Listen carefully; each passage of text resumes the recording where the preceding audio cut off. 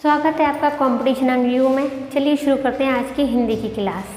प्रश्न नंबर 1, केवल, अनुमानता, सर्वथा ये किस विशेषण के प्रकार हैं? ऑप्शन ए रीतिवाचक, ऑप्शन बी प्रमाणवाचक, ऑप्शन सी स्थानवाचक, ऑप्शन डी कालवाचक। किसके प्रकार है? जल्दी से हम आंसर टिक कर लेंगे और देखेंगे ऑप्शन में हमारे क्या दिए हैं। ये हो जाएगा हमारा परिमाणवाचक का। परिमाणवाचक का क्यों हो जाएगा? क्योंकि प्रमाणवाचक में दो प्रकार के होते हैं, एक निश्चित परिमाणवाचक ऑप्शन और दूसरा होता है अनिश्चित परिमाणवाचक। निश्चित में क्या होता है, हमें निश्चित संख्याएं दी होती हैं, किसी का वजन जो होता है, किसी चीज़ के बारे में जो बताया होता है वो निश्चित होता है। जैसे 2 किलो है, 1 दर्जन है, 5 लीटर है, वो हमारा निश्चित प्रमाणवाचक में आता है। और ये दूसरा होता है अनिश्चित। अनिश्चित में क्या होता है, केवल, अनुमानता, सर्वथा, थोड़ा, ज़्यादा, कम, इस टाइप के होते हैं। तो ये हमारा किसका प्रकार हो जाएगा? प्रमाणवाचक का। प्रश्न नंबर 2, वह आए तो मैं जाऊं, प्रस्तुत वाक्य में कौन सा काल है? ऑप्शन ए हेतु हेतुमत भविष्यकाल, ऑप्शन बी भूतकाल, ऑप्शन सी संभाव्य भविष्यकाल, ऑप्शन डी सामान्य भविष्यकाल। देखिए हमारे ऑप्शन की तरफ चलते हैं। जैसे कि दिया है ऑप्शन डी सामान्य भविष्यकाल, भविष्य में कोई बात होगी, होगा, होंगे, ये हमारे कहते हैं भविष्य में आते हैं। और वह आए तो मैं जाऊं, इसमें वो आए तो यानी कि भविष्य की कोई बात नहीं है, तो ये हमारा ऑप्शन नहीं होगा। भूतकाल, भूतकाल वहाँ पे होता है जहाँ पे किसी कार्य का समाप्त हो जाता है, कोई कार्य कंप्लीट हो चुका होता है, ये वहाँ पे होता है भूतकाल, तो ये वहाँ पे भी नहीं होगा। ऑप्शन सी संभावनीय भविष्यकाल, जहाँ पे भविष्य में किसी कार्य की होने की संभावना होगी वहाँ पे संभाव्य भविष्यकाल होगा, तो क्या होगा? ये भी ऑप्शन नहीं होगा। देखते हैं हेतु हेतुमत भविष्यकाल। हेतु हेतुमत भविष्यकाल में क्या होता है, एक क्रिया दूसरी क्रिया के ऊपर निर्भर करती है। क्या होता है? अब वह आए तो मैं जाऊँ, यहाँ पे एक क्रिया दूसरी क्रिया के ऊपर क्या कर रही है? निर्भर कर रही है। तो हमारा सही आंसर क्या हो जाएगा? ऑप्शन ए हेतु हेतुमत भविष्यकाल। प्रश्न नंबर 3, कोई बच्चा नहीं खेलेगा, रेखांकित शब्द क्या है? ऑप्शन ए परिमाणवाचक विशेषण, ऑप्शन बी गुणवाचक विशेषण, ऑप्शन सी सार्वनामिक विशेषण, ऑप्शन डी सर्वनाम विशेषण। देखिए परिमाणवाचक विशेषण तो नहीं होगा, क्यों? क्योंकि इसमें ऐसा कम ज़्यादा के बारे में कुछ नहीं बताया हुआ है। ऑप्शन बी गुणवाचक, बच्चे की विशेषता नहीं बताई गई है, किसी भी प्रकार के गुण की व्याख्या नहीं की गई है। सर्वनाम, जहाँ संज्ञा के स्थान पर युक्त होता है, यहाँ पे बच्चा ऑलरेडी है, बच्चा सर्वनाम कहते संज्ञा है। यहाँ पे जब वह, यह, इस टाइप के जब वर्ड आ जाते हैं तो वहाँ सर्वनाम हो जाता है, तो ये भी नहीं होगा। ये हमारा क्या होगा? सार्वनामिक विशेषण। क्या हो जाएगा? ये हमारे 11 प्रकार के होते हैं सार्वनामिक विशेषण, जिसमें से एक होता है हमारा कोई। प्रश्न नंबर 4, राम धीरे धीरे पढ़ता है, इस वाक्य में धीरे धीरे शब्द क्या है? ऑप्शन ए संज्ञा, ऑप्शन बी सर्वनाम, ऑप्शन सी विशेषण, ऑप्शन डी क्रिया विशेषण। देखते हैं हमारे ऑप्शन की तरफ। ऑप्शन नंबर ए संज्ञा। देखिए इसमें हमें पूछा है धीरे धीरे, क्या पूछा है? धीरे धीरे। ये हमारी संज्ञा नहीं है, हमारी संज्ञा क्या है? राम। ऑप्शन बी सर्वनाम, संज्ञा के स्थान पे प्रयुक्त होने वाले शब्द को सर्वनाम कहते हैं। यहाँ पे हमें संज्ञा दी हुई है, यहाँ पे इसके स्थान पर कुछ नहीं युक्त हुआ है, नहीं होगा। ऑप्शन सी विशेषण, विशेषण वो होता है जो विशेषता बताए, यहाँ पर इसकी कोई विशेषता नहीं बताई गई है, नहीं है। हमें अब चौथा बचा है हमारा क्रिया विशेषण, ये हमारा सही आंसर हो जाएगा ऑप्शन नंबर डी। क्यों? इसमें एक तो पूछा है क्रिया, क्रिया क्या हो रही है? पढ़ना। क्या हो रही है? पढ़ना। राम क्या है? पढ़ रहा है। अब इसमें क्या है? क्रिया विशेषण। क्रिया विशेषण क्या होती है? जो क्रिया की विशेषता होता है वो क्रिया विशेषण होती है। क्रिया क्या हो रही है? पढ़ना, और इसकी विशेषता क्या है कि वो धीरे धीरे पढ़ रहा है। तो ये हमारी क्रिया की जो विशेषता बता रहे हैं वो हमारा क्रिया विशेषण हो गया। प्रश्न नंबर 5, राजा भिक्षुक को दान देता है, वाक्य में कौन सा कारक है? ऑप्शन ए कर्म कारक, ऑप्शन बी अपादान कारक, ऑप्शन सी संप्रदान कारक, ऑप्शन डी करण कारक। देखिए मैं यहाँ पे बता देती हूँ, किसी के लिए कुछ काम किया जाए, किसी को कुछ दिया जाए, तो वहाँ पे हमारा क्या होता है? संप्रदान कारक। क्या हो जाएगा? किसी के लिए कुछ करना या किसी को कुछ देना, वहाँ पे हो जाता है हमारा संप्रदान कारक। प्रश्न नंबर 6, निम्नलिखित में से कौन सा शब्द बहुवचन है? चलिए देखते हैं कौन कौन से बहुवचन है और कौन कौन से एकवचन है। पौधा, इसका क्या हो जाएगा बहुवचन? पौधे। ऑप्शन बी लड़का, लड़का का बहुवचन क्या हो जाएगा? लड़के। पुस्तक, पुस्तक का क्या हो जाएगा? पुस्तकें। लेकिन जो हमारा ऑप्शन नंबर सी जो दिया है प्राण, ये हमारा प्राण ही रहेगा, सिंगल वचन में भी और बहुवचन में भी। देखते हैं कैसे। उसके प्राण निकल गए, एक वचन थे और उन सबके प्राण निकल गए। एक वचन और बहुवचन कैसा भी वाक्य बनाए, उसमें प्राण हमेशा प्राण ही रहेंगे। प्रश्न नंबर 7, खिड़की किस प्रकार का शब्द है? ऑप्शन ए तद्भव, ऑप्शन बी विदेशज, ऑप्शन सी देशज, ऑप्शन डी वर्णसंकर।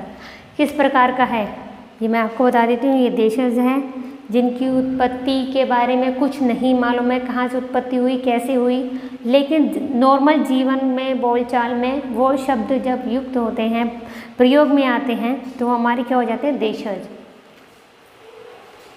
प्रश्न नंबर 8, अधिसूचना का अंग्रेजी अनुवाद है। ये मैंने आपको पिछली वीडियो में भी बताया था। अधिसूचना का अंग्रेजी अनुवाद क्या होता है?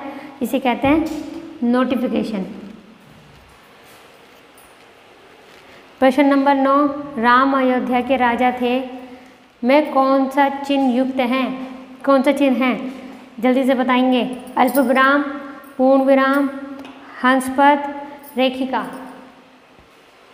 क्या कहते हैं इसको? इसे कहते हैं पूर्ण विराम। प्रश्न नंबर 10, निम्नलिखित में से कौन व्यंजन अल्प प्राण है? ऑप्शन ए ख, ऑप्शन बी था, ऑप्शन सी चा, ऑप्शन डी फा। कौन से होंगे? जल्दी से देखेंगे, अपने अपने आंसर जल्दी से टिक कर लेंगे। चलिए मैं आपको बता देती हूँ अल्पप्राण और महाप्राण के बारे में थोड़ा सा। अल्पप्राण हमारे 1, 3, 5। अब आप सोचेंगे ये क्या चीज़ होती है? का, खा, गा, घा, डा। ये हमारा पहला, ये हमारा दूसरा, ये हमारा तीसरा, ये चौथा और ये पांचवा। तो हमारे अल्पप्राण कौन कौन से हो जाएंगे? पहला, तीसरा, पांचवा। ये हमारे क्या कहलाएंगे? महाप्राण। क्या कहलाएंगे? महाप्राण। याद रखिएगा 135 ये हमारे अल्पप्राण हैं, 24 हमारे महाप्राण हैं। तो ऑप्शन में देखते हैं क्या आ रहा है। खा हमारा नहीं होगा, था भी नहीं होगा, फा भी नहीं होगा। क्या हो जाएगा? चा हो जाएगा। प्रथम आ जाएगा ना, प्रथम व्यंजन इसमें सेकंड लाइन में चा वर्ग का। प्रश्न नंबर 11, जिन शब्दों के अंत में अ आता है उन्हें क्या कहते हैं? अनुस्वार, अयोगवाह, अंत्यस्थ, अकारांत। इनके बारे में बता देती हूँ। जिन शब्दों के अंत में आ आता है उन्हें कहते हैं अकारांत। दूसरी बात, जिनके शब्दों के अंत में ई आता है, जैसे रवि, उन्हें कहते हैं इकारांत। जिन शब्दों के अंत में उ आता है उन्हें कहते हैं उकारांत। ठीक है, ये थोड़ी सी बात ये मैंने अभी बता दी है। प्रश्न नंबर 12, वल्ले शब्द का अर्थ चिन्हित कीजिए। ऑप्शन ए वृक्ष की छाल, ऑप्शन बी गोलाकार घेरा, ऑप्शन सी मृग छाल, ऑप्शन डी आवरण। तो क्या हो जाएगा हमारा ऑप्शन? गोलाकार घेरा। बल्ले का क्या अर्थ होता है? सही अर्थ होता है गोलाकार घेरा। अगला प्रश्न 13 से 15, निम्नलिखित में असमानार्थक शब्द का चयन कीजिए। क्वेश्चन नंबर 13, ऑप्शन ए स्वर, ऑप्शन बी आवाज़, ऑप्शन सी श्रवण, ऑप्शन डी ध्वनि। जल्दी से बताना है इन चारों में से कौन सा असमान है। देखिए चलते हैं हमारे ऑप्शन की तरफ। स्वर, ये भी हमारे मुख से निकलते हैं। आवाज़, ये भी हमारे मुख से निकलती है। ध्वनि, ये भी हमारे मुख से निकलती है। अगर हमारे मुख से क्या नहीं निकलती वो है श्रवण। क्यों? क्योंकि इसे कानों से सुना जाता है। तो हमें बताना असमान जो है, इन चारों में से हमारा असमान क्या हो जाएगा? ऑप्शन नंबर सी, श्रवण। क्वेश्चन नंबर 14, ऑप्शन ए वीर, ऑप्शन बी निडर, ऑप्शन सी शूर, ऑप्शन डी डरपोक। क्या हो जाएगा? ऑप्शन डी डरपोक। डरपोक वो होते हैं जो कायर होते हैं। क्वेश्चन नंबर 15, जन्म, मृत्यु, उगना, उत्पादन। देखेंगे इसमें बस एक मृत्यु ही है जो सबसे अलग है, क्योंकि हमें असमान बताना है जो इन चारों से अलग है। क्योंकि जन्म का मतलब और उगना मतलब और उत्पादन होना, किसी नई चीज वस्तु का उगना, उत्पादन या जन्म होने से है। क्वेश्चन नंबर 16, फूल का तत्सम है। फूल का तत्सम क्या होता है? पुष्प, पुष्प, प्रसून या सुमन। क्या होता है? फूल का तत्सम होता है पुष्प। ये सब क्या हैं इसके? ये पर्यायवाची हैं। पुष्प, प्रसून और सुमन ये फूल के क्या हैं? पर्यायवाची शब्द हैं। कर्म का तद्भव शब्द बताइए। क्या हो जाएगा तद्भव? काम, कृत, क्रिया या कार्य। क्या हो जाएगा? कर्म का तद्भव रूप ये हो जाएगा क्रिया, और काम, कृत, कार्य ये सब क्या हो जाएंगे? इसके पर्यायवाची शब्द हो जाएंगे। सॉरी।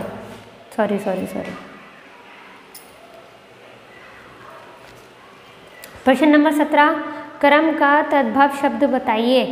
काम, कृत, क्रिया, कार्य। क्या होगा इसका सही आंसर? इसका सही आंसर होगा काम। क्या हो जाएगा? काम। कर्म, कर्म किया करो यानी कि काम किया करो। कृत, कार्य, क्रिया ये सब क्या है? इनके पर्यायवाची शब्द है। प्रश्न नंबर 18, निम्नलिखित में वर्तनी की दृष्टि से कौन सा शब्द युग्म शुद्ध है?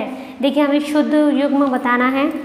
ऑप्शन ए बारात बसंत, ऑप्शन बी बारात बसंत, ऑप्शन सी बारात बसंत, ऑप्शन डी बारात बसंत। कौन सा शब्द युग्म हमारा शुद्ध है? यह है हमारा ऑप्शन नंबर सी। हालांकि नॉर्मल बोलचाल में बारात बोला जाता है, लेकिन वर्तनी हमें लिखने में बारात ही लिखा जाता है। प्रश्न नंबर 19, मुकुंद किसका पर्याय है? Option A Vishnu, option B Shiv, option C Surya या ऑप्शन डी कामदेव। किसका है? ये हो जाएगा हमारा विष्णु का, ऑप्शन नंबर ए। प्रश्न नंबर 20, निम्नलिखित वाक्यों में से शुद्ध वाक्य है। मोहन और गीता गा रही हैं। गीता और मोहन गा रहा है। मोहन और गीता गा रहे हैं। ऑप्शन डी मोहन और गीता गा रहे हैं। देखिए हमारे वाक्य में दो कर्ता हैं। कौन है वो? एक मोहन और एक गीता। वाक्य हमारा कैसा हो जाएगा? बहुवचन हो जाएगा। रहा है, रही है, ये हमारे वाक्य कैसे हैं? एक वचन में है, तो ये हमारे कैसे हो जाएंगे? गलत गलत गलत। मोहन और गीता गा रहे हैं, हमारा सही आंसर हो जाएगा ऑप्शन नंबर सी। प्रश्न नंबर 21, एक बार कही बात को दोहराते रहना। वाक्यांश के लिए एक शब्द क्या होगा? एक शब्द। ऑप्शन ए आघात, ऑप्शन बी प्राकथन, ऑप्शन सी पृष्ठपेषण, ऑप्शन डी प्रस्तावना। क्या कहेंगे? एक बात को बार बार दोहराते रहने वाले को उसे कहेंगे पृष्ठपेषण। क्या कह देंगे? पृष्ठपेषण। प्रश्न नंबर 22, डैश चंगा तो कटौती में डैश। लोकोक्ति को पूरा करने के लिए सही विकल्पों का चयन कीजिए। हमारे सही विकल्प नॉर्मल बोलचाल के बारे में अगर आप ध्यान से इसको सोचेंगे तो इस लोकोक्ति हर एक बच्चे को भी आती होगी। ऑप्शन ए तन नंगा, ऑप्शन बी मन गंगा, ऑप्शन सी विचार जल, ऑप्शन डी धन और यमुना। लगा के देखेंगे, लोकोक्ति को पूरा करेंगे तो हमारा सही आंसर आएगा ऑप्शन नंबर बी, मन चंगा तो कटौती में गंगा। क्वेश्चन नंबर 23, पाप का घड़ा भरना, इस मुहावरे का अर्थ बताइए।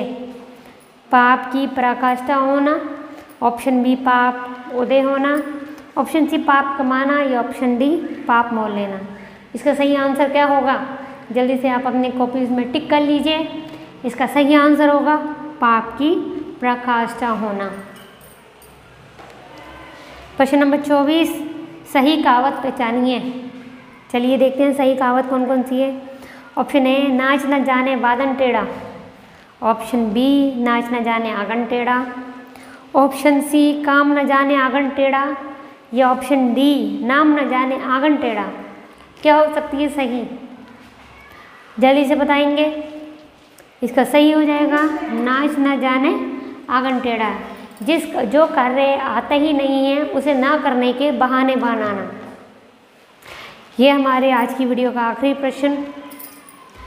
नदी का पर्यायवाची शब्द इनमें से कौन सा नहीं है? ध्यान देंगे, हमें नहीं है बस पूछा है। ऑप्शन ए तटिनी, ऑप्शन बी उषा, ऑप्शन सी सरिता या ऑप्शन डी नद। क्या हो जाएगा सही आंसर? यहाँ पर हो जाएगा उषा। तो ये थे हमारे आज के 25 क्वेश्चन। जल्दी नई वीडियो लेके आएंगे, तब तक के लिए धन्यवाद।